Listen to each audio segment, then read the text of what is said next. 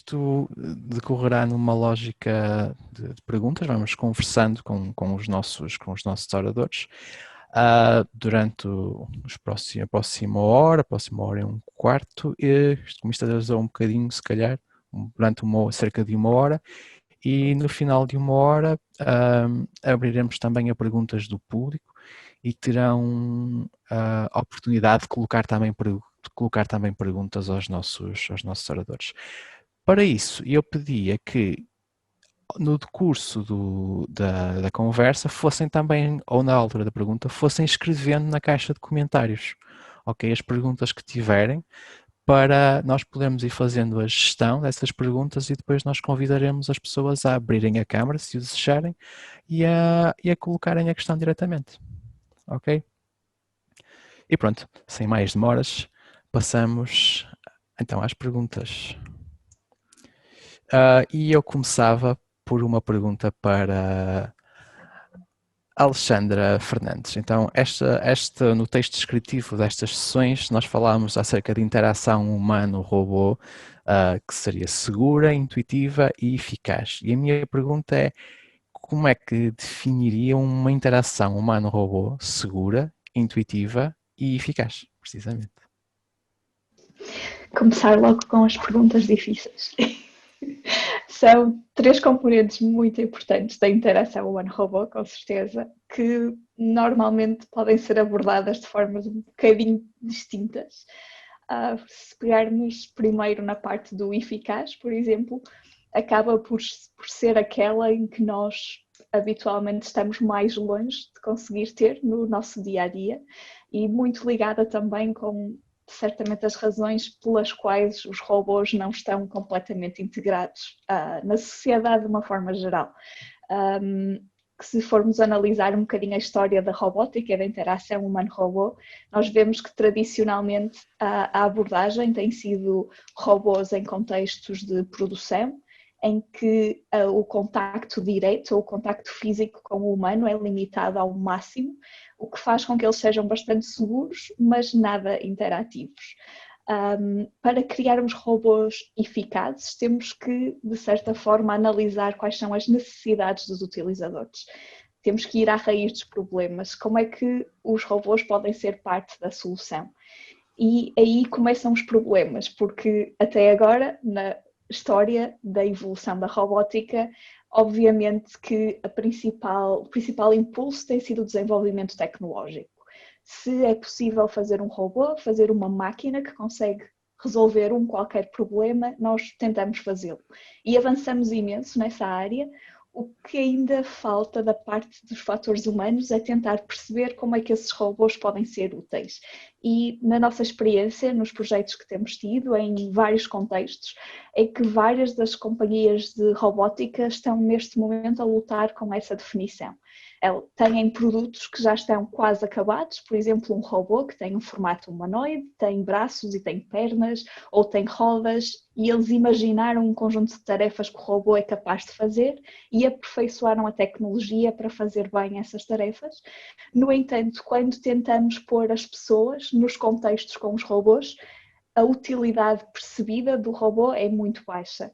Porque é que eu precisaria de um robô para fazer isso? Como é que eu sei o que é que o robô vai fazer a seguir? Ou seja, estamos numa fase em que é preciso emparelhar os conhecimentos que temos da parte mais humana com os conhecimentos todos que temos da parte de robótica, e em contextos aplicados este é o grande impasse. Aí a parte dos robôs eficazes, acho eu, acaba por ser a parte menos conseguida até agora. A parte da segurança normalmente está muito ligada à segurança física. Não sei se respondi à tua pergunta, Emanuel. Sim, acho que sim. Portanto, aqui a dificuldade no eficaz passa, portanto, o ponto em que pomos os robôs no mundo real, digamos assim, e em que confrontamos com isso.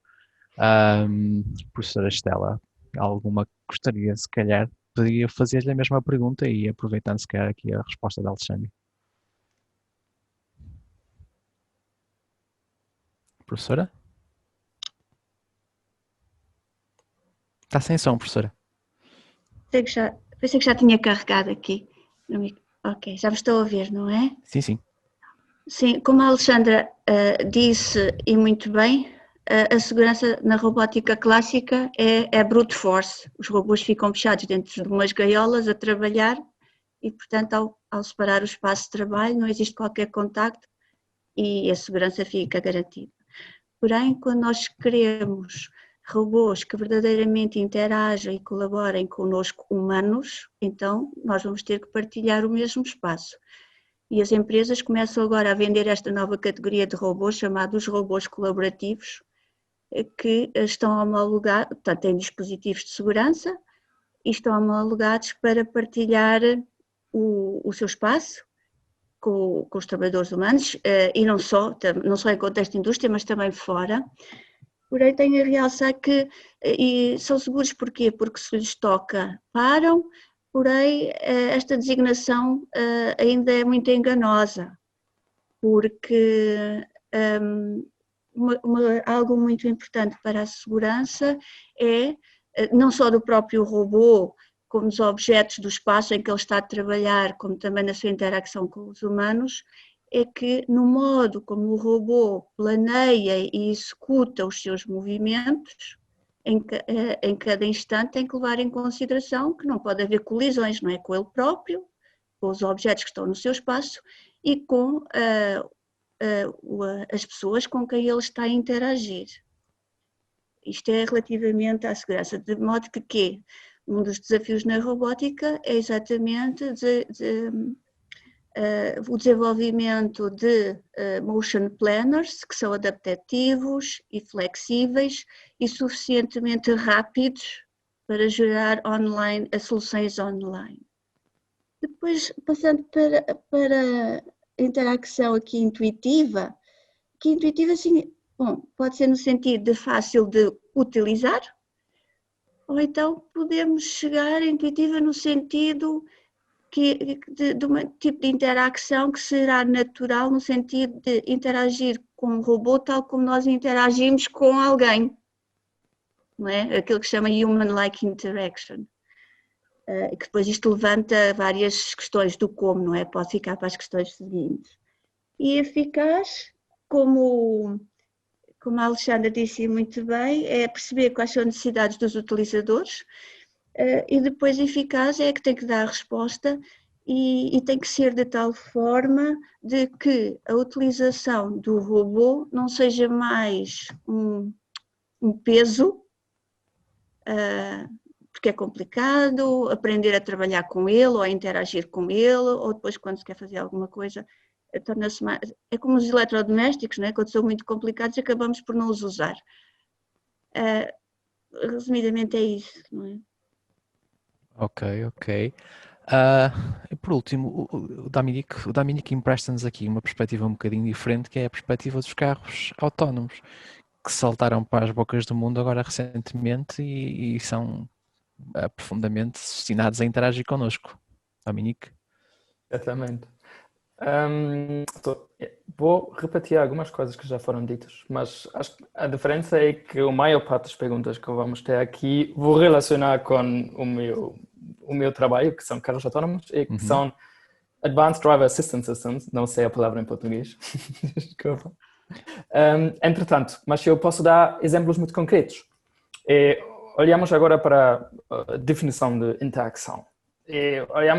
Temos dois agentes na rua, como exemplo, que é o veículo, que é o peão.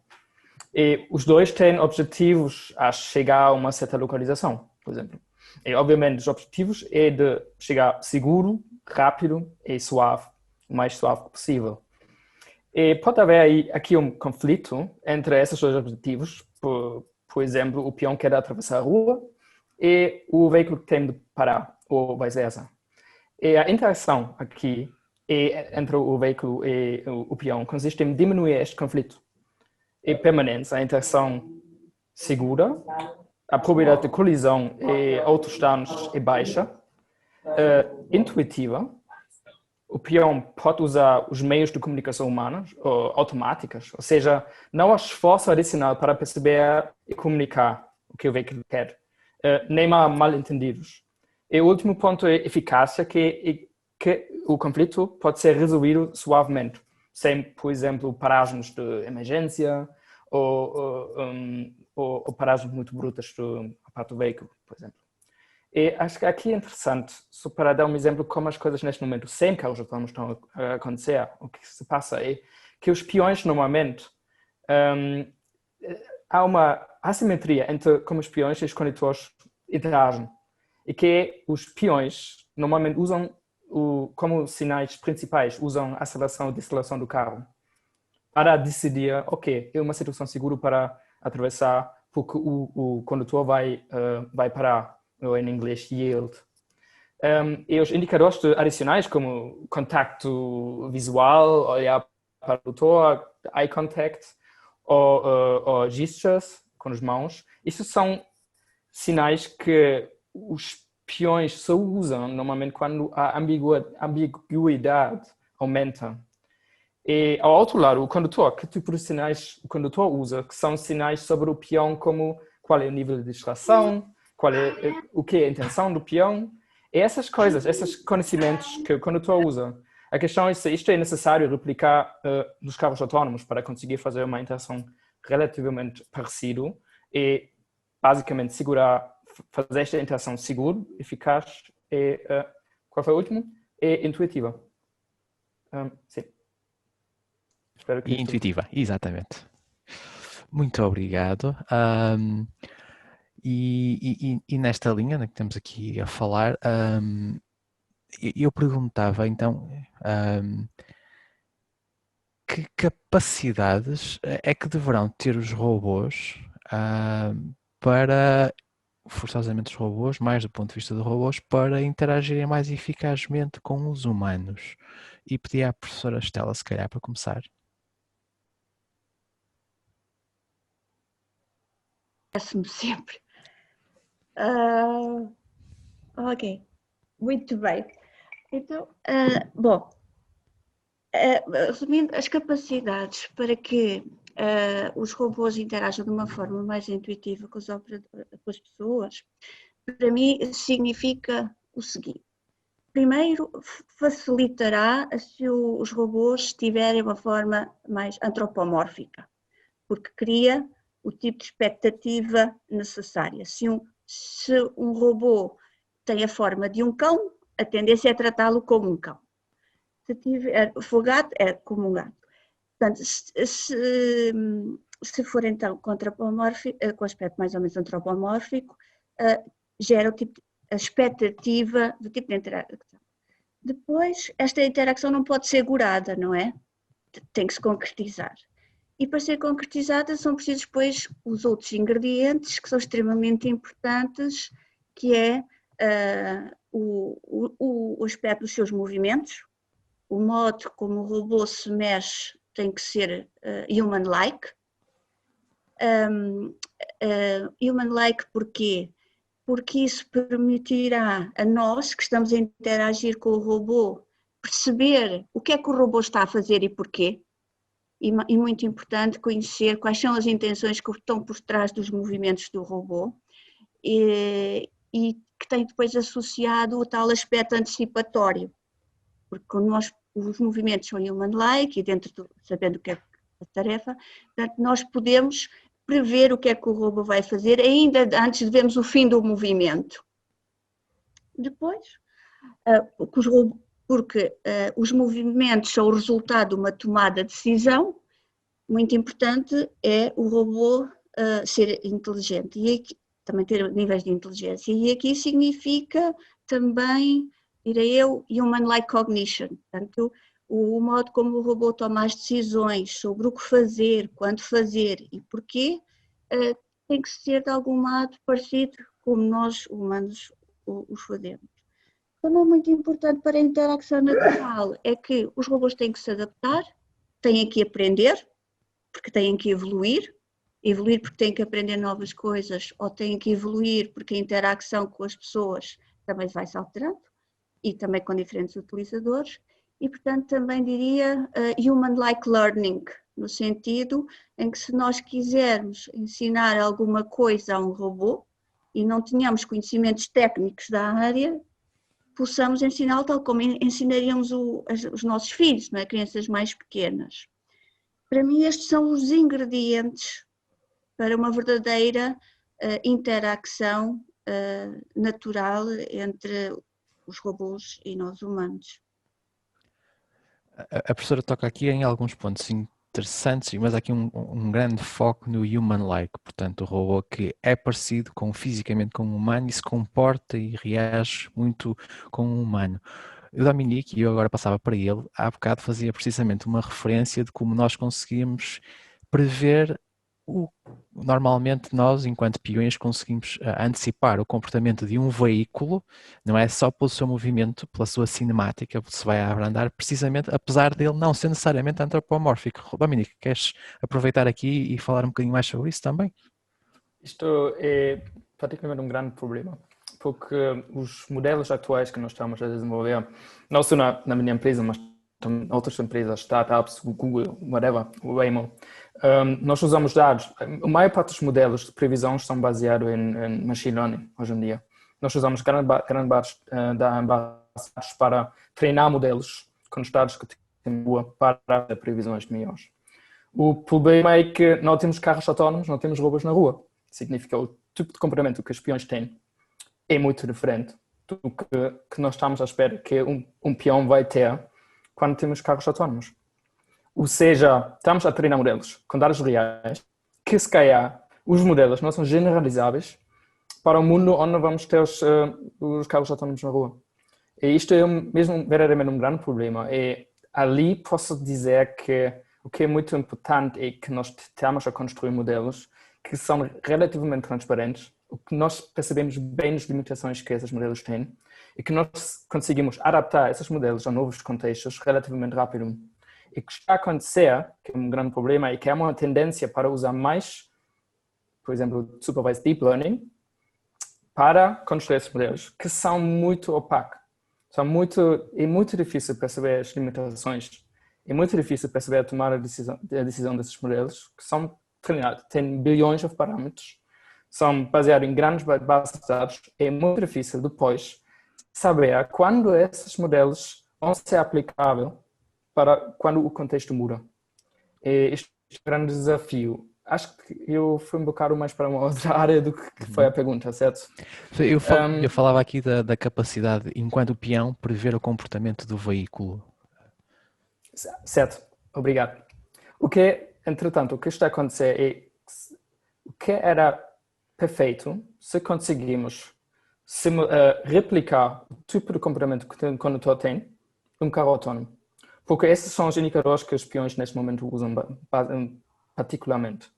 Os indicadores especiais, há muita investigação sobre que tipo de sinais um carro autónomo deveria ter. Deveria mostrar, deveria comunicar intenção, mas como? E depois, a quem? Como o peão sabe que o carro autónomo está a comunicar para uma pessoa e não outra? Eu acho que aí, neste momento, o que me parece o mais seguro é basicamente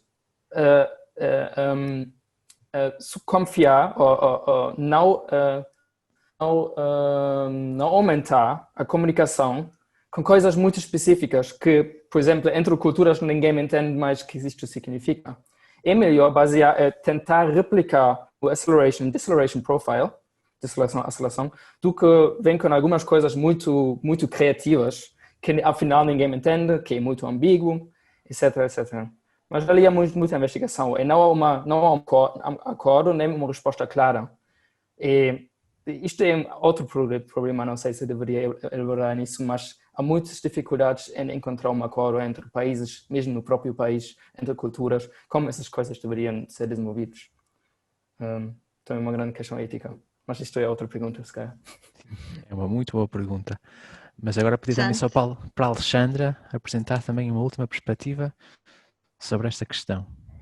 E acho que falamos de dois conceitos que para mim são extremamente interessantes neste contexto. Por um lado, as expectativas e por outro, o que é comunicação. Acho que, provavelmente por causa de todo este imaginário de ficção científica que nós todos estamos familiarizados, quando falamos em robôs, normalmente o que as pessoas pensam é num robô humanoide. Tem que ter uma cabeça, provavelmente tem braços, se calhar não tem pernas, mas há uma forma humana reconhecível e partindo desse princípio há muito a ideia de que a forma mais intuitiva ou natural de comunicação será a linguagem. Isto não é necessariamente verdade, há muitas outras formas de comunicação e como o Dominique estava a dizer, quando começamos a tentar recriar padrões de comunicação entre humano e humano, chegamos à conclusão que grande parte da comunicação vai muito para além do que é comunicado verbalmente. E há alguns exemplos claros, mesmo da ficção científica, por exemplo, os robôs da Guerra das Estrelas, como o BB-8 ou o R2-D2, eles nunca falaram, mas são muito claros nas suas formas de comunicação. Há várias outras formas, desde sinais auditivos, luzinhas, às vezes mesmo coisas tão simples como a forma como o robô se movimenta, o direcionar-se numa determinada posição antes de começar a andar ou acelerar. Os próprios barulhos naturais mecânicos de robô dão pistas que são muito importantes para os humanos para tentarem antecipar o comportamento. E isto ainda é um tipo de comunicação que está a ser estudado, porque a verdade é que a linguagem exige um esforço muito grande dos dois lados, exige um esforço grande da parte do utilizador para falar de forma clara, se calhar usar as palavras-chave, e um esforço muito grande no desenvolvimento do robô para ser capaz de compreender e produzir a linguagem. E haverá certamente outras formas que vão facilitar isto. Outro aspecto que eu acho fascinante é esta ideia das expectativas. E quanto mais evoluído ou especial ou completo ou human-like um robô é, naturalmente mais expectativas as pessoas vão ter relativamente às capacidades funcionais do robô. E isto é outro jogo ou um equilíbrio muito delicado que as empresas que estão a criar robôs para pôr no mercado vão ter que considerar a certo ponto, porque se calhar se estamos a ter um robô simples que vai fazer uma série de tarefas simples, é preferível que o robô não pareça tão human-like, não pareça tão complexo, porque isso vai dar a pista implícita aos utilizadores de que ele vai ser capaz de fazer mais. Um dos exemplos que nós temos que é muito engraçado com um dos robôs com o qual temos trabalhado, que é a Eve, é um robô humanoide de uma empresa chamada HaloD Robotics, que parece um robô saído de ficção científica, tem um ar muito redondinho, muito perfeitinho, é que as pessoas começam a falar com o robô imediatamente. O robô neste momento não é capaz de ter linguagem verbal, mas esta é a primeira pista. E é muito natural as pessoas não terem medo nenhum do robô e aproximarem-se diretamente deste robô, enquanto que com outros robôs, que até podem ser mais pequenos, mas que têm um ar mais de máquina, há sempre alguma resistência na proximidade física e as pessoas não lhes querem tocar imediatamente. Estudam um bocadinho o espaço, como é que o robô se mexe e aí sim tentam tocar-lhe. Ou seja, há uma série de pistas não verbais e expectativas que se podem criar baseadas unicamente na aparência dos robôs, que vão ser muito importantes na forma como é desenvolvido um robô para um contexto específico e que se vão relacionar muito com a aceitação dos robôs, que acaba por ser um dos fatores essenciais quando queremos que os robôs entrem na nossa vida do dia a dia. Muito obrigado. E eu aproveitava a tua resposta e fazia-te já uma pergunta, que seria a próxima, e ia já contigo, que é, falámos aqui as características e capacidades intrínsecas que os robôs terão de ter ou deverão ter e tem sua importância, né, nesta questão. E agora a minha questão é, e os humanos? Será que os humanos também vão ter que desenvolver ou irão naturalmente desenvolver um conjunto de competências específicas para interagir com robôs e agentes autónomos? Acho que isso acontece muito naturalmente.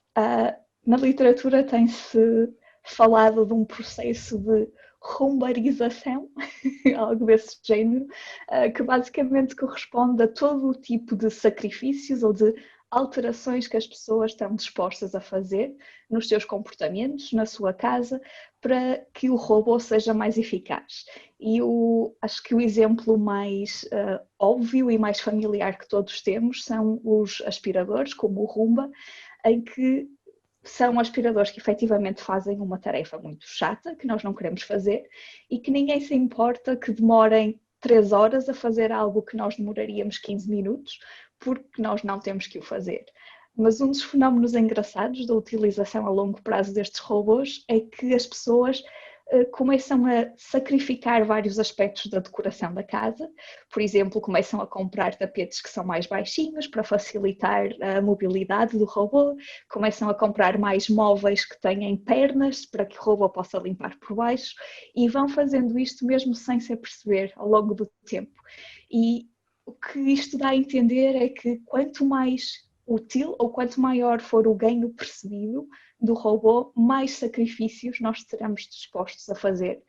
Por isso, se calhar, se for preciso aprender a descodificar novos sinais, pode não haver tanta resistência. Ou seja, acho que isto se liga um bocadinho com aquilo que o Dominique estava a dizer há pouco, que é, nós ainda não sabemos que tipo de interação e que tipo de relação vai haver entre as pessoas e estes novos sistemas, estas novas máquinas.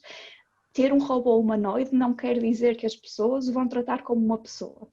E há vários estudos que mostram isto. Continua a ser diferente. Se calhar é melhor que um robô que parece um quadrado, mas não é igual a ser uma pessoa.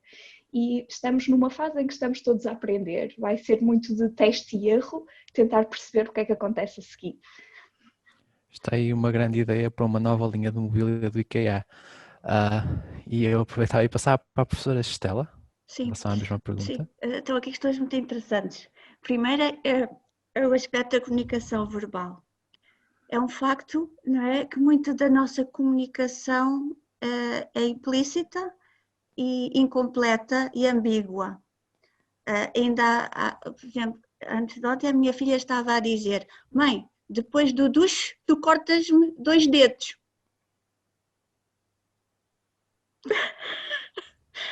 Ora, o robô que interpretasse isto, o que é que ia fazer? Outra e eu pensei, é verdade, é exatamente este exemplo que eu vou usar para ilustrar a ambiguidade da conversa. Ou seja, isto significa que ao desenvolvermos estes robôs para tal interação natural e eficiente, exatamente temos que os dotar com a capacidade de interpretar não só o que é dito no contexto em que é dito, como também as outras cues, como o modo como nós agarramos os objetos, porque aí já estão muitas pistas do que é que vamos fazer com eles. Depois também relativamente aos estudos que a Alexandra estava aqui a mencionar, também há o facto que existem outros estudos, que é que se nós tivermos robôs que tiverem uma forma mais antropométrica e por outro lado tiverem movimentos que sejam human-like, ou seja, cujos movimentos tenham features, características que são similares aos humanos, isso faz com que nós não só temos um tempo de reação mais rápido, ou seja, porque percebemos mais rapidamente o que é que o robô vai fazer, e isto é mesmo também ao nível neuronal. Portanto, há uma ressonância do cérebro que é muito similar à ressonância que se observa da atividade no córtex quando se vê uma pessoa a fazer aquela mesma ação. Portanto, significa que este processo de action observation e action execution, há aqui este matching que é reforçado. Agora ia dizer qualquer coisa que me esqueci. Olha, era isto. Sobre a questão da adaptação, como os humanos também adaptam o seu comportamento? Sim. Pois, agora a questão da adaptação, o que é que acontece? Isto depois é como nós quando interagimos começamos a trabalhar com alguém de tábula rasa, alguém que não conhecemos, e depois vamos ajustando o nosso comportamento e o que fazemos e quando ao outro e o outro a nós. E portanto com os robôs também terá que ser assim. É claro que eles não estão ainda capacitados para ter estas formas de interação e de adaptação e flexibilidade como nós já temos, não é? Mas é para aí que nós investigadores temos que trabalhar. Depois outro aspecto que é muito importante é a questão da flexibilidade. Uma coisa é temos robôs que são quase como ferramentas ou auxiliares, como o aspirador, mas também podemos pensar então num robô que é flexível e cujo seu corpo permite-lhe fazer várias coisas. Além de aspirar, também pode pôr a louça na máquina e fazer outras coisas, em vez de ter o quê? Formas dedicadas para aquilo que é a função de um determinado robô. Senão vamos ter aqui muitos robôs cá em casa. Não é? Já na nossa cozinha já temos muita coisa. E por último, Dominique, alguma coisa a acrescentar em relação a isto? Já aqui foi dito muito sobre esta questão da adaptação do comportamento. Sim. Estás mute, Emanuel. Sim. Agora? Agora? Sim? Sim. Ok, Dominique, então. Sobre a adaptação do comportamento humano. Desculpa. Sim. Foram algumas coisas ditas muito importantes e muito relevantes. Agora, mais uns carros autónomos. Estamos no mesmo mundo. Uma coisa que foi dito que não é tão bem aplicado, que é a usabilidade. Porque pode haver muita gente que entende já os benefícios dos carros autónomos, enquanto há outros peões na rua que ainda não entendem disso. Certo? Significa vai haver uma grande variabilidade em termos de aceitação desses sistemas. É muito difícil dizer neste âmbito, ok, quando as coisas são useful, também vai haver mudança do comportamento humano. Vai haver pessoas que saltam na rua para testar se o carro autónomo está a reagir bem ou não, e vai haver muitas dessas cenas, que vai ser muito complicado. Eu acho que é um bocado difícil para mim de ter uma opinião clara sobre se os humanos deveriam adaptar também aos carros que estão na rua, e intuitivamente diria que não. Todavia, eu acho que também foi dito aí que se esta transição é um bocado suave e que vai acontecer passo a passo em cidades, em outros âmbitos, etc. Normalmente os humanos são muito bons em adaptar-se também às situações diferentes. Mas o que acho que é super importante aqui mencionar, e a Alessandra falou um bocado sobre isso, eu não tenho certeza que ela acha que é a mesma coisa que eu vou agora dizer, mas acho que sim, que é a superestimativa, overestimate as capacidades dos sistemas, que é extremamente perigoso. E que o antropomorfismo, eu não sei nessas áreas dos robôs mais práticos, mas o antropomorfismo, vocês sabem o que eu quero dizer, pode trazer isso. E nós temos nos carros autónomos e nos driver assistance systems, temos situações exemplos muito concretos que as pessoas superestimaram a capacidade desses sistemas, e por causa disso estiveram a dormir, estiveram a ler livros, estiveram a jogar jogos nos sistemas que ainda não são preparados ainda não tiveram esta capacidade de reagir em qualquer situação. Isto é uma coisa, eu acho que neste aspecto os humanos têm de se adaptar. Nós temos de educar o que esses sistemas são capazes de fazer. E particularmente muito perigoso são coisas como Tesla, que neste momento o autopilot é L2 no nível da automatização, entre L1 e L5 e L2+, e começa a ser L3. E neste aspecto, os carros conseguem reagir em qualquer situação autónoma, mas a responsabilidade com os condutores. E o problema é que há muita gente que está a superestimar essas capacidades e por causa disso acontecem esses tipos de erros. E eu imagino que de mais humano nós estamos a criar certos sistemas, de mais nós vamos atribuir comportamentos humanos e capacidades cognitivas humanas dentro desses sistemas que ainda não existem. Eu acho que pode ser um grande problema em muitas áreas, não só na condução autónoma. Isso é uma coisa muito interessante e eu tenho uma pergunta precisamente para fazer sobre isso, mas vai ser um bocadinho mais à frente, porque para já e aproveitar, tu tens eu acho que tu tens um background particularmente interessante e és uma pessoa que começa com a sua carreira na psicologia e depois passa por outros aspectos, ou muda um bocadinho mais e agora está a trabalhar no desenvolvimento de algoritmos, mais na área da engenharia. Ora, a minha pergunta é, como é que a psicologia, precisamente, se pode juntar à engenharia para melhorar a interação entre homem-robô ou homem-veículo autónomo? Grande pergunta, grande tópico. Podemos falar muito e eu deixo um bocado para a Sandra, porque eu acho que ela tem muita coisa para falar aí também. Mas eu vou falar, eu vou dar exemplos muito concretos na modelação. Porque o meu trabalho é basicamente estou a modelar com uma equipa de outras pessoas, Deep Learning Engineers, Computer Vision Engineers, e um psicólogo como eu, psicólogo estatístico como eu. Nós estamos a desenvolver esses modelos. E eu vejo que a psicologia traz algumas vantagens em alguns aspectos que têm a ver muito com o viés dos modelos de machine learning. E são vários pontos. O primeiro é que técnicas psicométricas. Nós em psicologia nós aprendemos, por exemplo, de medir certos construtos que não são normalmente acessíveis concretamente, mas que, por exemplo, inteligência. É difícil medir e nós temos de construir ferramentas para medir esse construto. Hoje em dia, usamos anotações de dados para treinar um modelo de machine learning para ter uma certa capacidade. Por exemplo, detectar a distração na rua. A questão é, em psicologia nós temos uma educação como conseguimos fazer anotações desses tipos de construtos muito abstratos e medir como bons a qualidade das anotações.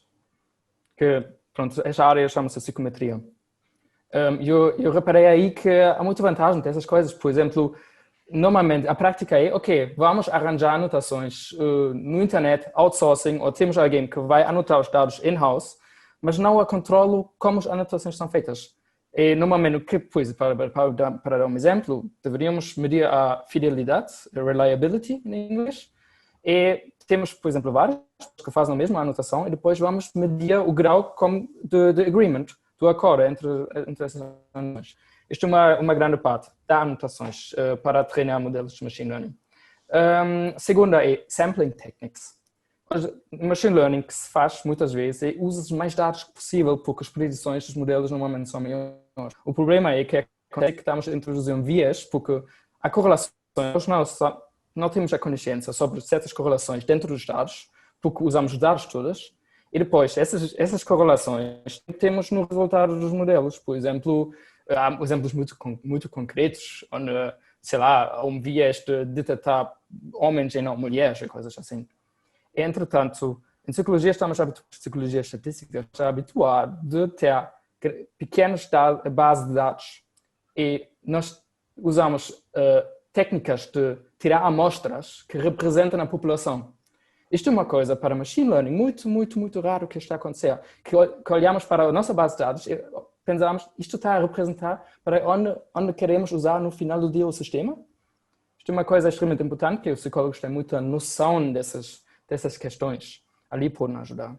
Depois, outra coisa, Deep Learning, Machine Learning, muitas vezes, ter a educação de desenhar experiências é muito importante, porque esses modelos são muito complicados e nós não mudamos alguns parâmetros ou algumas conexões dentro dos modelos. É muito específico. Nós estamos a fazer experiências e vamos olhar para os resultados. E fazer um bom desenho dessas experiências é essencial. E, mais uma vez, ali, psicólogos como estatísticos têm muita educação. Mais coisas, eu tenho mais dois. Ainda tem tempo? Eu ia-te, se calhar, deixar passar para a Alexandra só para cobrirmos aqui o mais possível. Pode ser que ela também diga alguns que ainda tens. Alexandra? Sim, posso tentar completar um bocadinho.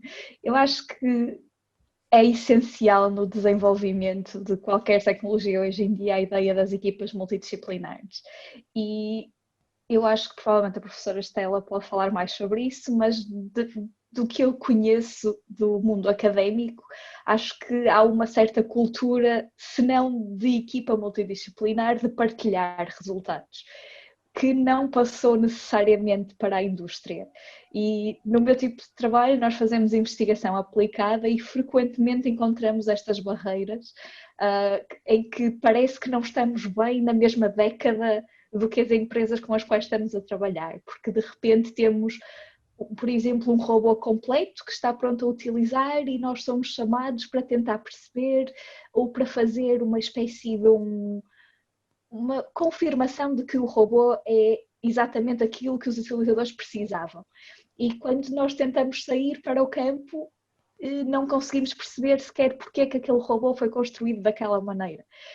E isto é um problema que nós já não estávamos habituados a ver, porque em muitas outras áreas de sistemas, sei lá, interfaces de computador, por exemplo, isto já não é prática corrente, já costuma haver equipas mais multidisciplinares.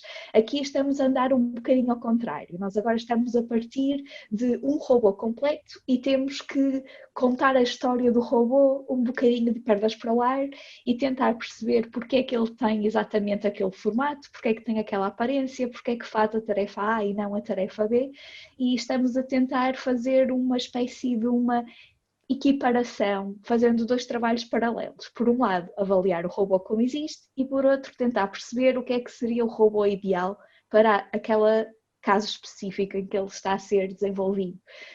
E acho que estes contributos entre psicologia, engenharia e muitas outras áreas, a sociologia, acaba por ser crucial agora nesta fase em que há muitas empresas a nível mundial que estão a empurrar robôs bastante complexos para o mercado, especialmente para o mercado privado, porque quando estamos a falar de robôs técnicos, estamos a falar de contextos em que as pessoas à partida sabem mais sobre os robôs e têm a possibilidade de ter algum treino e alguma facilitação previamente à integração de robô. Quando estamos a falar da sociedade em geral, por exemplo, dos carros autónomos, dos robôs domésticos, estamos a falar em robôs que vão estar acessíveis a toda a gente, mas que ninguém sabe muito bem como usar e ninguém sabe muito bem se vão ser eficazes ou não.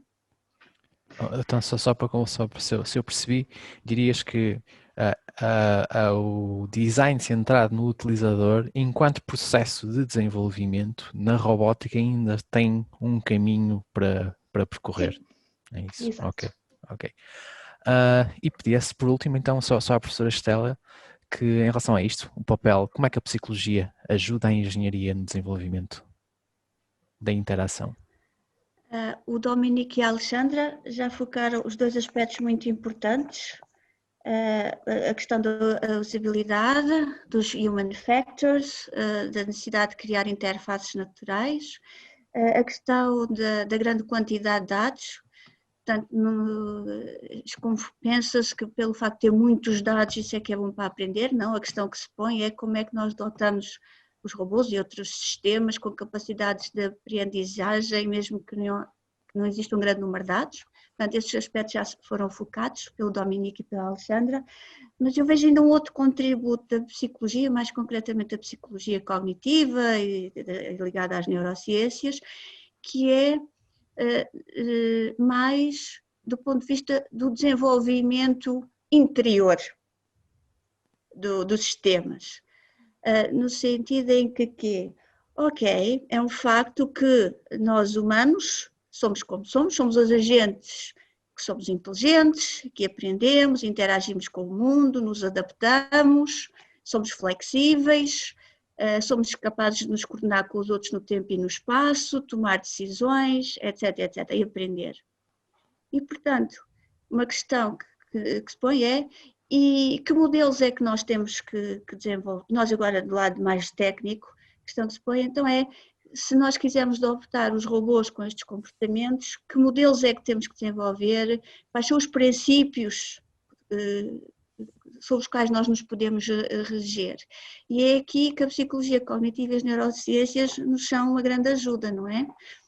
Porque nós temos experiência de trabalhar em projetos multidisciplinares que integram mesmo equipas, onde temos equipas da psicologia cognitiva, das neurociências, uns que fazem user studies, para tentar, por exemplo, perceber quando as pessoas estão a trabalhar em conjunto, como é que elas tomam decisões e se coordenam, outros que estão a registar como é que a atividade no cérebro de um se coordena com o cérebro do outro, e depois nós aqui na universidade tentamos criar modelos que tentam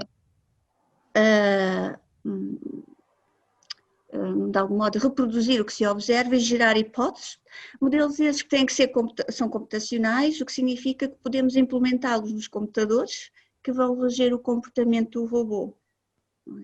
E daí a questão é tentar perceber o que é que se passa no nosso cérebro humano, para perceber melhor, para tentar implementar soluções nos robôs que sejam de algum modo, tenham alguma plausibilidade biológica e com isso tentar o mais human-like, entre aspas, não é?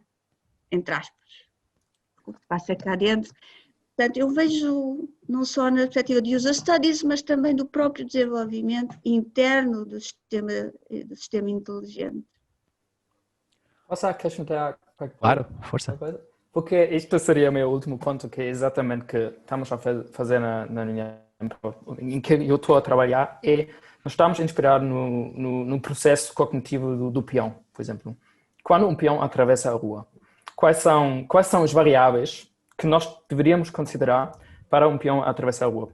Temos o modelo cognitivo do peão e depois estamos a inspirar deste modelo e estamos a criar modelos de machine learning computacionais e temos uma ideia quais são os input variables por causa dos estudos que nós fizemos sobre peões, os comportamentos do processo cognitivo dele, a percepção dele, a percepção do risco, etc, etc. E depois, exatamente o que a professora Stella estava a dizer, é exatamente o que tentamos a fazer. E a grande vantagem de usar esta inspiração em humanos, processos humanos, é que podemos construir modelos muito mais pequenos. Não precisamos usar milhões de parâmetros e não sei quanto base de dados para conseguir criar um modelo que, afinal do dia, funciona. Isto ter uma inspiração e ter um inductive bias, nós chamamos, que consegue construir o espaço das possibilidades das hipóteses. E baseado no nosso conhecimento sobre o processo onde os dados estão, ajuda imenso no desenvolvimento do modelo. É exatamente o que estava a falar, professor Stella, é que isto é muito, muito útil e importante. Mas isto não é só psicologia, é muitas áreas, não é? Diferentes. Trata-se de ter uma base conceptual que permite não partir de pura força bruta no ataque a uma base de dados de comportamento, ou seja, o que for para treinar um sistema, mas partir desde já uma base conceptual que vai permitir explorar de forma muito mais direcionada. Se bem percebi, é mais ou menos isto. Sim, é tentar perceber quais são os princípios que estão por trás de um determinado mecanismo ou de uma determinada função. E não como se aplica muito atualmente machine learning, que é, como disse o Dominique há pouco, temos os dados, muitos dados, e depois aquilo são caixas pretas, põe-se tudo lá para dentro, não é? E muitas vezes, num processo de aprendizagem, os dados não existem todos, tem que ser um processo de online learning que vai evoluindo, e até pode começar de tábula rasa. Ok, muito interessante. E falando aqui também destas coisas, eu passava para a próxima pergunta, que acho que também encaixa aqui um bocadinho. E para a Alexandra, se calhar, que dizemos que frequentemente, quando novas tecnologias são adotadas, sobretudo em massa, não é? Acabam por implicar, às vezes, aspectos negativos que não tinham sido antecipados, não é? E lógicas perversas. Por exemplo, as redes sociais, não é? Que depois começam a levantar questões sobre privacidade, notícias falsas, manipulação em massa até. Consegues antever alguma coisa semelhante, ou o risco de alguma coisa semelhante em relação, por exemplo, aos robôs? Por exemplo, aos robôs de serviço, que agora começam a aparecer um bocado dentro das nossas casas também, não é? Isso, tudo que pode ser usado para o bem também pode ser usado para o mal. Acho que isso é uma lição que nós já aprendemos com todas as tecnologias ao longo dos séculos. Tudo tem coisas boas e coisas más. Acho que não é por causa das coisas más que devemos desistir das coisas boas. Acho que tem que haver sempre um desenvolvimento ponderado, no sentido não de proibir até, mas no sentido de tentar antecipar algumas dessas coisas. E tem havido recentemente grandes avanços, quer na parte, por exemplo, de cybersecurity. As pessoas estão a tentar criar sistemas que são capazes de se autodefender. Há sistemas dinâmicos, mesmo nos processos de autorização ou de aprovação dos robôs e de novos sistemas. Há uma série de novas técnicas para poder fazer safety assurance que estão mais dinâmicas e que são capazes de planear, como é que eu ia dizer? Tradicionalmente, todos os sistemas para garantir segurança são baseados em modelos pré-determinísticos. Por exemplo, quando estamos a tentar avaliar um robô, se ele é seguro ou não, partimos do princípio que ele vai ter funções específicas e reações específicas a ações específicas. Isto não é necessariamente verdade quando começamos a incluir estes modelos de machine learning e modelos dinâmicos de aprendizagem, e se falarmos, por exemplo, na capacidade de personalização das respostas, que é algo muito importante quando estamos a falar nesta interação humano-robô, o que quer dizer que todos estes processos para garantir que há segurança no desenvolvimento dos sistemas estão também... Eu deixei de ouvir a Alexandra. Acho que me conseguem ouvir assim agora. Sim. Ficaste sem bateria? Fiquei sem bateria. Ok. Passava se cá para o Dominic. Sim, não tenho tanto para falar sobre isso do que normalmente. Vamos dizer, é menos específico, é menos técnico. Que uma coisa já mencionei, que acho que é um grande risco, é a overestimation das capacidades, superestimativa, não consigo dizer. Sobreestimação. Sobreestimação, obrigado. A outra coisa é que acho que tem muita piada, porque normalmente quando se lê revistas, vê-se isto como um ambiente distópico muito bom, que é, nós estamos a ver uma rua, um centro de uma cidade, e estamos a ver muitos meios de mobilidade. Muitos diferentes. Alguns são autónomos, outros são semi-autónomos, outros são não autónomos porque são bicicletas, são roller skates, whatever. Já se vê em Londres um bocado mais, vê-se muitos veículos diferentes, muitos devices que se pode usar para ir de um sítio para outro sítio.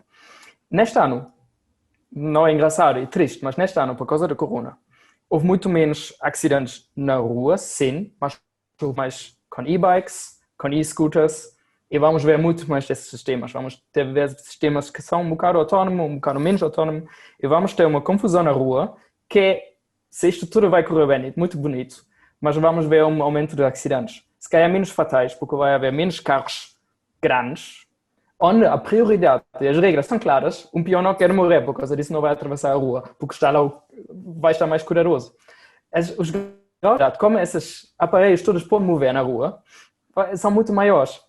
E eu estou à espera, infelizmente, que vamos ter um aumento dos acidentes nos próximos anos por causa desses devices, aparelhos diferentes todos que vão estar na rua. E o último ponto, obviamente, AI militar é uma coisa extremamente preocupante. Usa-se computer vision para identificar terroristas e coisas com drones. É um tópico que nem quer mais, mas assusta-me. Pronto. Ok. E professora Estela, alguma coisa aqui? Sim, ainda no tópico dos riscos das tecnologias, sim, a questão da cybersecurity é uma delas, não é? Mas aí pode-se comatar, porque atualmente também noto que se confunde um bocado, ainda hoje de manhã estava a falar isso, inteligência com conectividade, e portanto que tu tem que estar na cloud. De modo que, e até ligando aos veículos autónomos, não é? Porque a inteligência tem que estar também embebida no próprio sistema, não tem que estar sempre a ligar ao cloud onde fica acessível a outros. Ou seja, tem que ser algo embedded por si. Ou seja, não só por uma questão de security, mas também porque se a conectividade falha ou muda este sistema de um lado para o outro, ele continua a funcionar. Depois os riscos das tecnologias, também a tecnologia tem um risco, ela própria, que é o caso, por exemplo, uma pessoa atira-se ao chão e diz que foi o robô que a empurrou. Isto é verdade. Alguém que, numa empresa, de manhã, num robô, não é? A pessoa não estava muito bem, foi contra o robô, aquilo é considerado um acidente de trabalho, mas a pessoa é que foi contra o robô, não foi eu que fui contra ela. Pois claro que levanta-se aqui outros riscos, não é? Mais societais, que impacto é que isto terá no emprego ou desemprego, não é? Esta quarta, quinta revolução industrial que estamos a assistir, e levanta perguntas extremamente interessantes.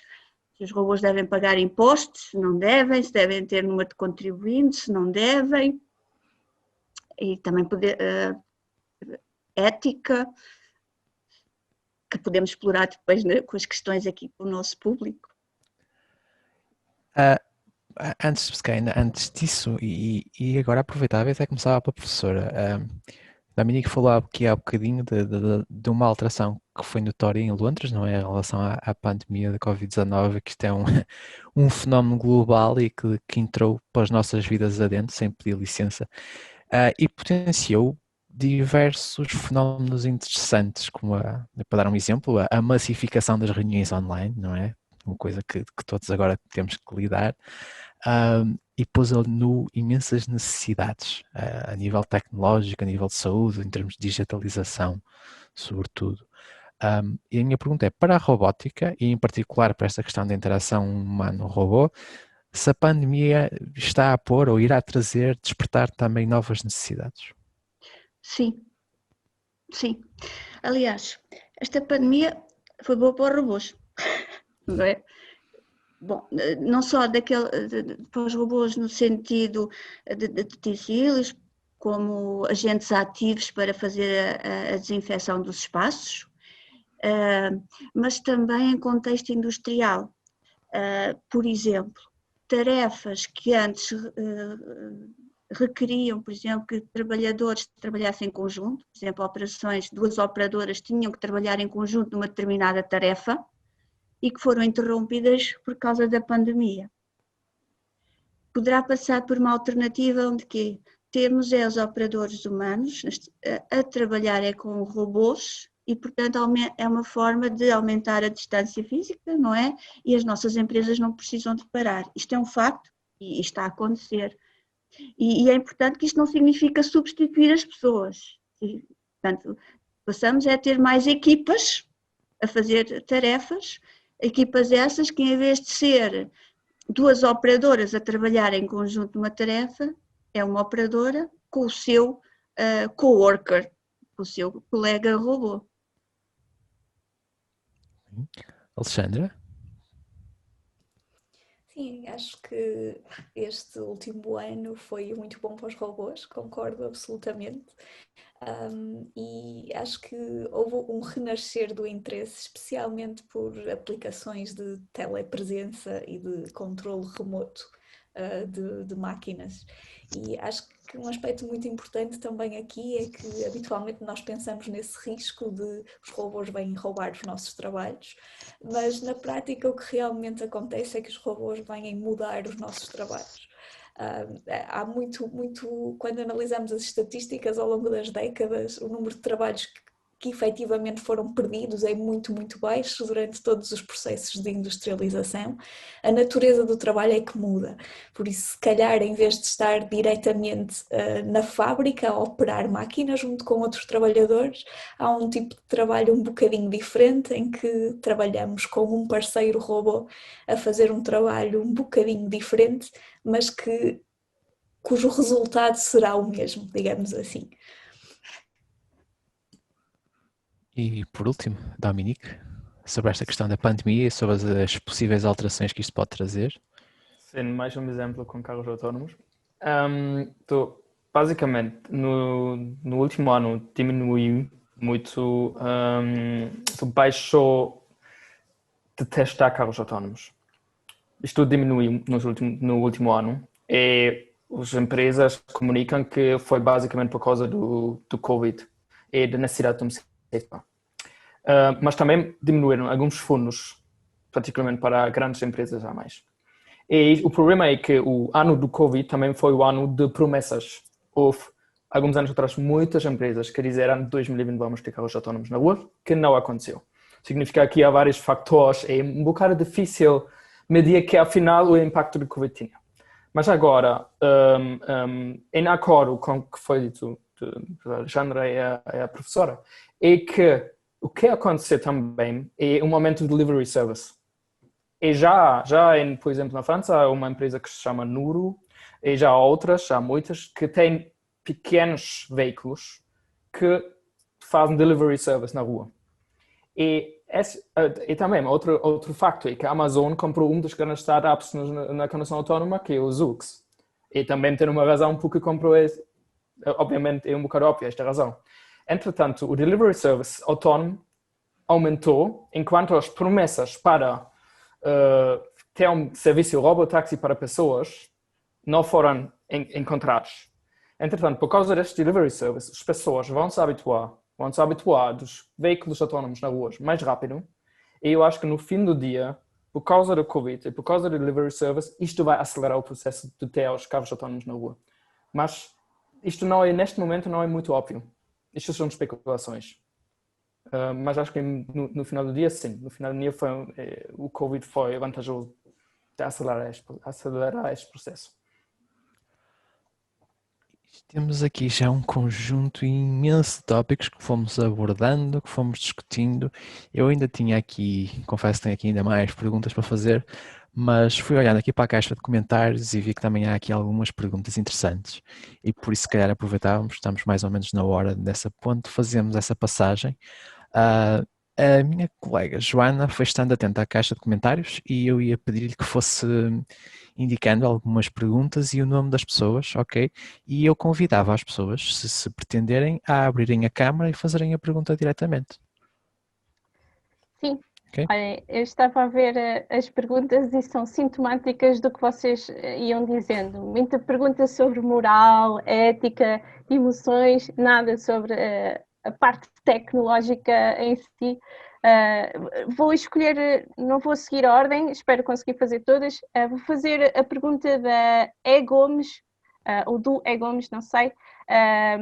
Uma pergunta sobre segurança de robôs. Até ao momento, toda a certificação de segurança da robótica colaborativa assenta no princípio que o robô tem um comportamento determinístico. O que acontece quando o robô recorre a machine learning e artificial intelligence? Não sei se está aqui a Sousa e quer dirigir esta pergunta a alguém.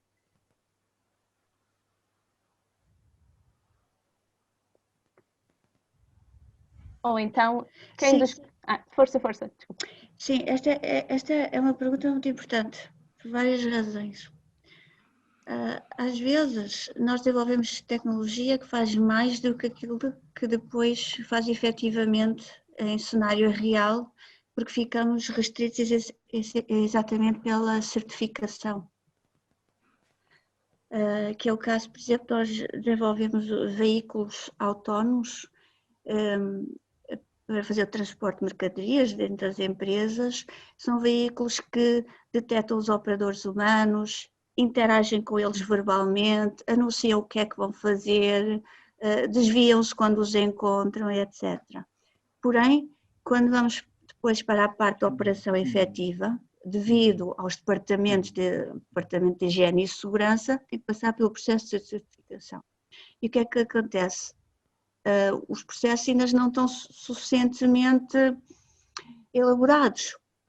E isso significa que, por exemplo, que obriga-nos a que quando o robô encontra alguém tem que parar e ponto.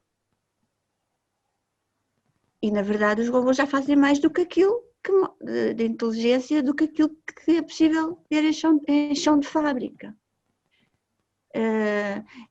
Não é? Depois é claro que para robôs, portanto, isto significa que é preciso também o esforço de repensar novas normas, novos procedimentos conducentes à certificação da tecnologia, deste tipo de tecnologias, que ainda está atrasado. Acho que eu posso acrescentar alguma coisa? Sim. Na condução autónoma, obviamente. O problema é que nós estamos a treinar uns modelos numa certa base de dados, depois levamos para outro contexto e se calhar já não funciona, estamos à espera. Depois, o government eu só sei falar sobre o UK neste aspecto, eles estão a tentar construir guidelines, o que acontece, por exemplo, como eles podem avaliar um acidente. Porque já há processos de validação. O problema é depois, os acidentes, podem ser outras razões quaisquer que não estão dentro da validação, porque o sistema foi usado num outro sítio. Entretanto, o problema dessas instituições neste momento, perceber, ok, nós não temos aqui membros que têm um doutoramento em Machine Learning, nem temos acesso às bases de dados, nem podemos fazer simulações. Por causa disso, é extremamente difícil fazer a avaliação dos acidentes. E esta é a questão. Eu sei que eles estão neste momento a trabalhar nisso e querem resolver este assunto nos próximos 2 anos, mas, olhando para essas promessas mais uma vez, nem há uma regulação sobre os níveis de automatização. Esses níveis, L1, L2, até L5 da automatização. Nem ali há um acordo entre os países e os diferentes institutos qual é a definição exata. E nós já falamos um passo mais à frente, que é o que acontece, como vamos chegar aos acidentes. Significa que há muitas regulações que ainda têm de ser esclarecidas, que uma coisa dessas vai acontecer. O que implica é que vamos ter esses tipos de sistemas autónomos na rua em ambientes muito restritos e sempre como testes nos próximos anos. Até isto vai ser regularizado e vamos ter isso como um robot em Lisboa, no Porto ou em Guimarães. Ok, obrigada. Vou fazer agora uma pergunta um bocadinho diferente da Marina Machado. Temos robôs demasiado parecidos com humanos, quer a nível de aparência, quer a nível de comportamento. Isto não pode levantar questões morais? Por exemplo, estarmos a usar algo como uma ferramenta que se parece demasiado como uma pessoa? Não sei se a Marina quer dirigir isto a alguém, se quer... Embora a Alexandra já tenha abordado esta questão numa das respostas, fico sempre com aquela preocupação e acho que levanta vários problemas de moral de termos um dispositivo que é uma ferramenta que se pareça com uma pessoa.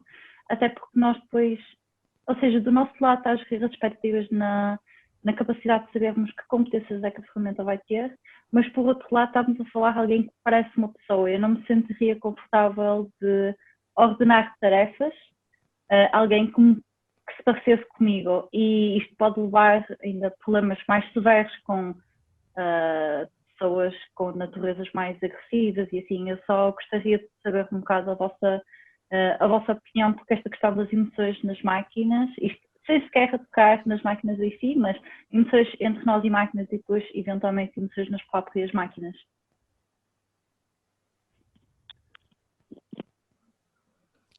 Não sei se vocês têm.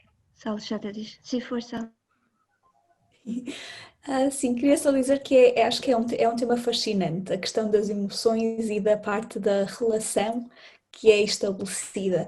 E independentemente de ser parecido ou não parecido com o humano, as pessoas têm uma tendência para atribuir características humanas à maior parte dos objetos com os quais interagem.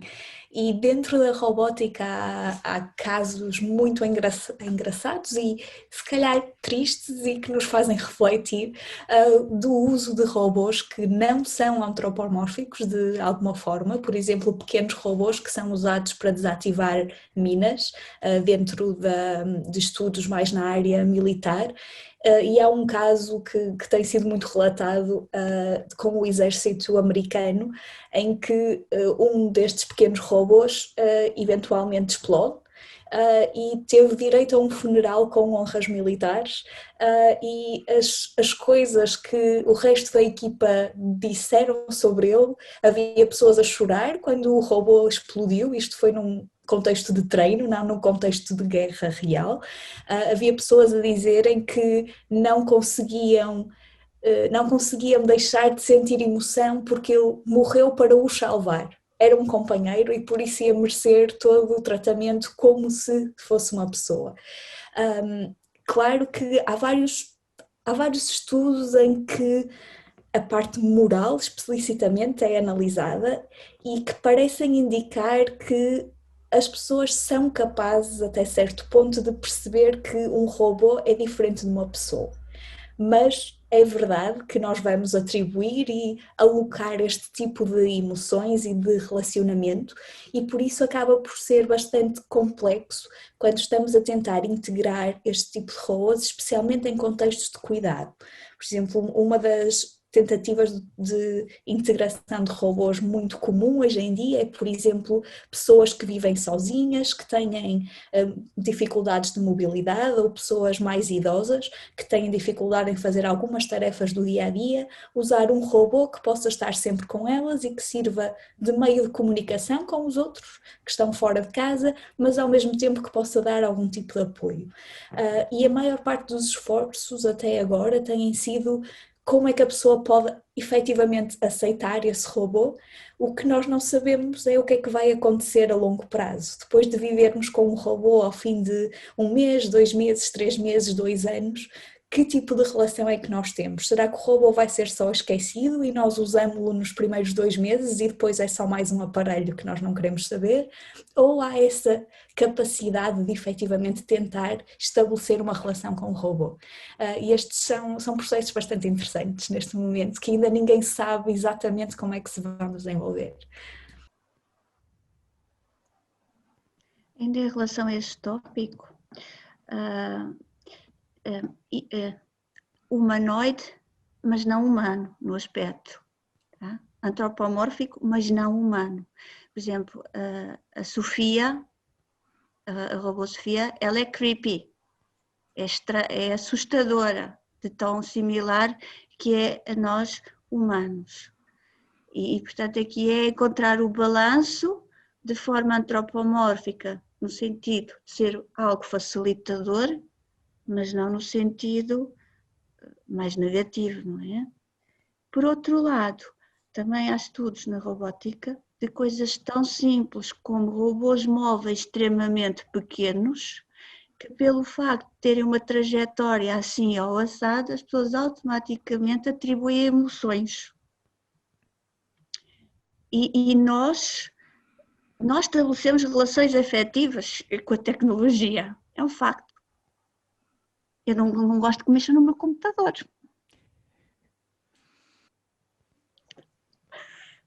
Não é? Boa, vamos... Força. Então, só queria agradecer pelas respostas. Ok. Temos aqui algumas, já falaram um bocadinho de emoções, também temos perguntas sobre isso.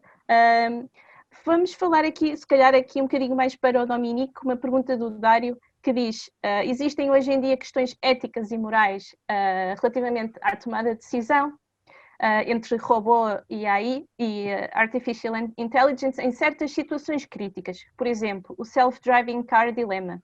Haverá sempre a necessidade de desenhar os sistemas humano-robô de forma a que o humano tenha sempre a última palavra, mesmo que essa decisão humana possa não ser a mais adequada para a situação atual? Dário, não sei se queres complementar. Sim, não precisa de ser necessário. Essa questão foi feita pensando no self-driving car, mas não precisa ser necessariamente só nesse contexto, porque em qualquer tipo de contexto esse problema acaba por ser um tema a ser investigado, porque é uma situação em que nem sequer o robô precisa ter uma aparência humana ou ter essa situação de empatia, porque estamos a falar de um tema diferente, que é desenhar uma máquina que trabalha dentro no confinamento de certos parâmetros e que sabemos que irá tomar decisões sempre no confinamento desses parâmetros, e uma situação em que, ou seja, basicamente haverá um certo ponto em que será mais vantajoso ter um sistema não tão eficiente, porque esse sistema não tem a capacidade de tomar decisões de mais alto nível, ou até mesmo surpassar as decisões do humano, versus uma situação em que essa máquina toma essas decisões, mas depois levanta a questão de que nós, como pessoas, temos um certo ressentimento em ter o controle tirado de nós, e esse controle certo tomado por uma máquina, mesmo que esse controle e essa decisão faça sentido. E a minha questão é mais ou menos essa. Pode ser para o Dominique, mas também pode ser também em geral para o resto dos participantes. Eu posso começar assim. Pronto, esses tipos de perguntas é melhor ficar claro e não responder porque não dá uma resposta boa. Não existe. Particularmente essas questões éticas que há 100 anos e mais e nunca foram o outro carros autónomos é o trolley problem, que acho que também é muito conhecido. O carro vai virar ou o carro não vai virar, e quem vai tirar esta decisão, como vamos atribuir valor às pessoas.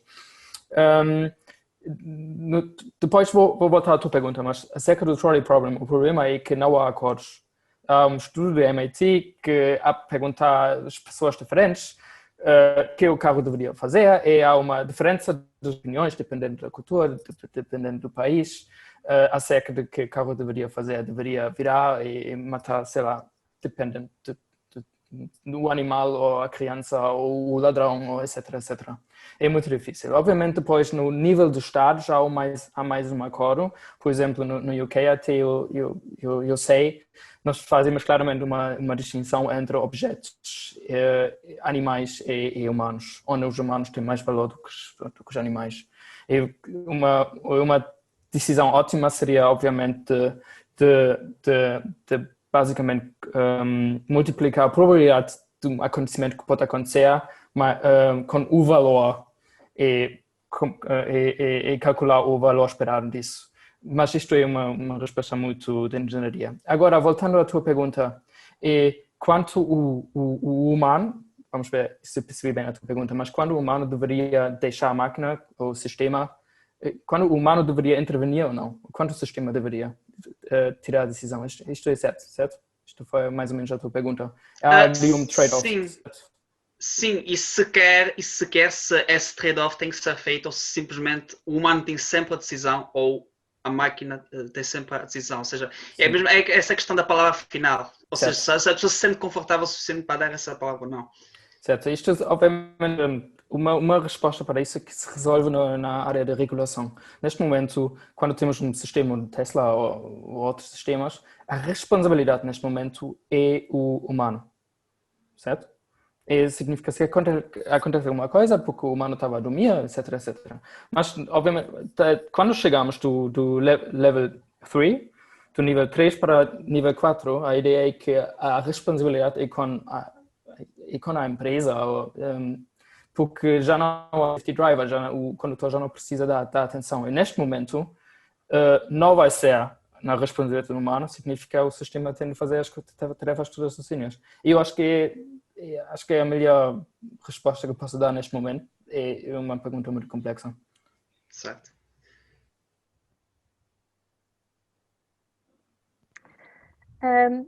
Vou fazer mais 2 perguntas. Não levem a mal pessoas a quem eu não vou ler a pergunta. Eu acho que as que eu não for ler já foram mais ou menos respondidas. Por exemplo, o Alexandre Carrança, ele fez 2 perguntas. Uma delas, aliás, as 2 já foram assim tocadas ao de leve, mas vou ler uma que é: na questão do humano aumentado com upgrades biotecnológicos a implementar no humano, com eventuais interfaces com as máquinas, haverá sempre uma relação de master-slave e as pontes de comunicação terão que evoluir. Qual é o ponto da situação? Não sei se está aqui o Alexandre Carrança. Está. Queres fazer a pergunta a alguém?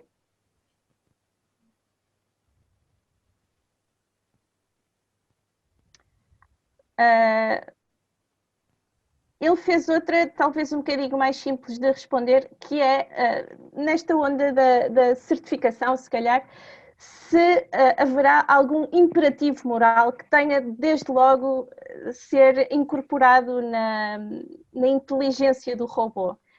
Isto é, há imperativos morais a implementar nos robôs no seguimento de uma matriz moral nas máquinas para assegurar a segurança de todos?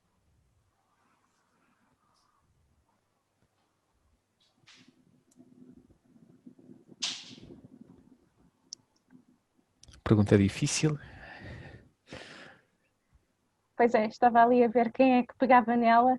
Eu posso dizer só uma coisa acerca disso, que acho que o problema neste momento é que estamos muito mais perto, que temos máquinas com consciência, que conseguem... acho que o common sense é que estamos muito mais perto do Artificial General Intelligence do que onde verdadeiramente estamos. Nós não estamos no momento onde daqui no próximo ano as máquinas são tão inteligentes como nós e um ano depois as máquinas vão dominar este mundo. Nós estamos aqui. Neste momento as coisas parecem mais competentes. Por exemplo, não sei quem me conhece, mas GPT-3 é um Language Production Model treinado pelo Google com, não sei, com bilhões e bilhões de parâmetros. Muito competente. É muito enganador. Quando olhamos para as competências deste modelo, achamos que este modelo é mesmo capaz de ter uma consciência humana porque as respostas são muito, muito boas. Mas, afinal, o que está a acontecer é que esses modelos estão a fazer um statistical pattern matching. Ali não há consciência que está a acontecer. Ali não há decisões morais que estão a acontecer. Ainda estamos muito longe. Nem sabemos o que a consciência é. Há muitos esforços de investigar este tópico. Isto não é a minha especialidade, por causa disso não deveria falar demasiado sobre isso, mas o que eu sei é que empresas como DeepMind, essas que estão mesmo à frente na investigação nessas áreas, encontram com os abordagens de deep learning, etc., encontram muitos obstáculos. E nós somos bons essas empresas são bons em construir artificial intelligence para coisas muito concretas, que são jogos, são condução autónoma, mas ainda não estamos no momento onde as máquinas começam a ter uma própria opinião sobre várias questões éticas e podem tirar decisões nesse aspecto. Boa tarde, liguei agora o microfone, agradecer a resposta. Estão-me a ouvir? Sim, ouvimos. Eu estou sem câmara, peço desculpa. Relativamente às minhas questões, obviamente que não é para o agora. Isto ainda há aqui o estado da arte da coisa ainda é muito simplista relativamente às minhas questões. Mas, por exemplo, a Google desligou, foi a Google ou o Facebook, em 2017, tinha duas inteligências artificiais a comunicar entre si, que criaram um dialético, uma linguagem própria, e eles, por uma questão de precaução, desligaram. Ou seja, obviamente, poderíamos falar da inteligência artificial na ótica de que ainda é uma coisa muito recursiva, e não passaria daí. Mas já existem algumas questões relativamente, mesmo bioéticas, não é? De como é que esta interação humano-máquina irá acontecer no futuro. Porque também já se fala de a União Europeia está a preparar a legislação para taxação do trabalho robótico, não é? Já se fala em casamentos homem-máquina, e aí os orientais são muito mais experimentalistas nesse campo do que nós, e já se fala de que haverá aqui questões de conflito latente, e como é que nós vamos conseguir controlar as máquinas quando chegarmos a esse estado, que ainda será daqui a 20, 30, 40 anos. Não é só as questões éticas, também tem que ver com como é que as máquinas nos vão ajudar no dia-a-dia, em que nos vão libertar do trabalho e vamos ter o ócio, não é? E como é que mudamos o paradigma completo daquilo que foi séculos de sobrevivência humana. A minha questão será mais por aí. Não sei se foi claro. Ou só compliquei a questão. Posso fazer um comentário muito geral e não uma resposta. Mas acho que as questões filosóficas e éticas vão ser sempre uma constante e acho que é extremamente importante nós pensarmos em todos esses aspectos desde o início. A verdade é que estamos muito longe destes cenários e acho que a verdade que é mais importante para nós neste momento é que é impossível prever cenários futuros. Isto aconteceu com todos os tipos de tecnologia que foram sendo desenvolvidos ao longo do tempo. Quando a primeira pessoa pensou no que seria um telefone portátil, nunca conseguimos imaginar a relevância que esta tecnologia tão pequenina ia ter nas nossas vidas 10 anos depois, 20 anos depois, 30 anos depois. E isto vai acontecer com os robôs, com certeza. E isto vai ser sempre um processo interativo. Estas questões vão surgindo e nós vamos debatendo e vamos imaginando cenários, mas os cenários imaginados nunca vão ser uma leitura muito exata, não é? o que vai acontecer. Por isso, à medida que a tecnologia vai avançando e nós vamos ter experiências com a tecnologia, vamos sendo cada vez mais capazes de antecipar possíveis cenários futuros e se calhar nós nunca vamos querer controlar as máquinas. Se calhar daqui a 50 anos vamos achar que o ideal é mesmo nós não as controlarmos. Não sabemos, não é? Pronto, obrigado. Isto também foi basicamente umas questões que eu coloquei, mas eu sei que é difícil. O futuro o dirá, não é? O futuro responderá a estas questões. Um obrigado a todos. Todas muito difíceis. Obrigada, Alexandre. Para concluir, tem aqui o Mário Gomes com a mão levantada, certo? Quer fazer alguma questão? Sim. Para acabar. Em primeiro lugar, queria dizer que foi o melhor evento desde que entrei em confinamento. Mesmo americanos, portugueses, tudo. E posso-vos dizer que estão de parabéns e sinto muito orgulhoso de ter assistido à ideia da criação do CCG no gabinete do professor José Encarnação, em Darmstadt. Em relação ao tema, é assim, eu acho que desde o momento em que os investigadores perceberam que o mais importante é as emoções e a empatia, que as coisas estão resolvidas, é aplicar o modelo a várias áreas. Agora, não nos podemos esquecer é que não é ser humano robô, são as três coisas, na realidade. Personagem sintética, computação gráfica 3D, realidades aumentadas, toda essa coisa. Pronto, não interessa. Eu não acho que a realidade aumentada tem, digamos, tem interesses muito específicos, mas pronto. Agora, o que eu queria introduzir, e isso causa-me algum medo, foi uma reportagem que vi na RTP2 na semana passada, do Deep Learning, em que não se consegue, enquanto que nos robôs, a pessoa olha para o robô e percebe perfeitamente que aquilo é mecânica, okay? Por muito que seja, a evolução vai ser sempre mecânica, e nós, é através da empatia que vamos ter relações com os robôs. Às vezes pode não ter braços, ou pode ser muito... Mas isso é mais ou menos irrelevante. Agora, no terceiro pilar do Deep Learning, isso preocupa-me, porque, por exemplo, nessa reportagem aparecia o Obama e mais 12 personagens a dizer que tinham gostado imenso do curso de Stanford. E aquilo era tudo fake, na realidade. Isso consegue-se fazer com facilidade. E, portanto, eu acho que o ser humano não está com capacidade para se proteger, okay? Para não ser enganado. E não sei o que é que iremos fazer. Em relação à outra parte da Tesla, não é uma pergunta, mas pronto, é qualquer coisa que aconteceu aqui na A1. Que foi um indivíduo ia no Tesla e teve um ataque cardíaco.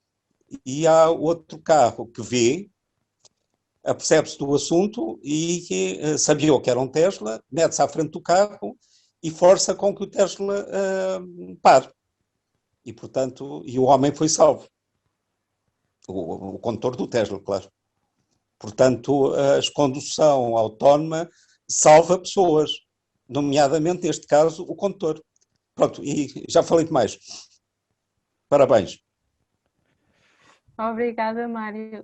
Parabéns ao professor José Encarnação e ao Adérito Marcos também, e ao Luís Amaral e esse pessoal todo. Certo. Acabamos com uma história positiva da automação depois destes receios todos. Não sei se mais alguém quer fazer alguma questão ou partilha, senão já estamos na hora de concluir. Emanuel, passo-te a bola. Muito obrigado, Joana. Estão a ouvir? Estão a ouvir-me? Sim, ok. Muito obrigado, Joana. Temos aqui muitas questões interessantes, muitas ideias interessantes, quer dos nossos oradores, quer do público. Acho que temos aqui várias questões que dariam para discutirmos durante várias horas, mas o que é bom às vezes tem que vir em quantidades curtas, não é? Resta-me primeiro dizer que muito nos orgulha o comentário do Mário Gomes.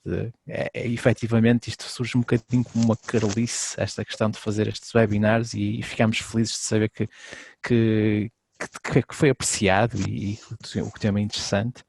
Isso, na verdade, deve-se essencialmente aos nossos oradores.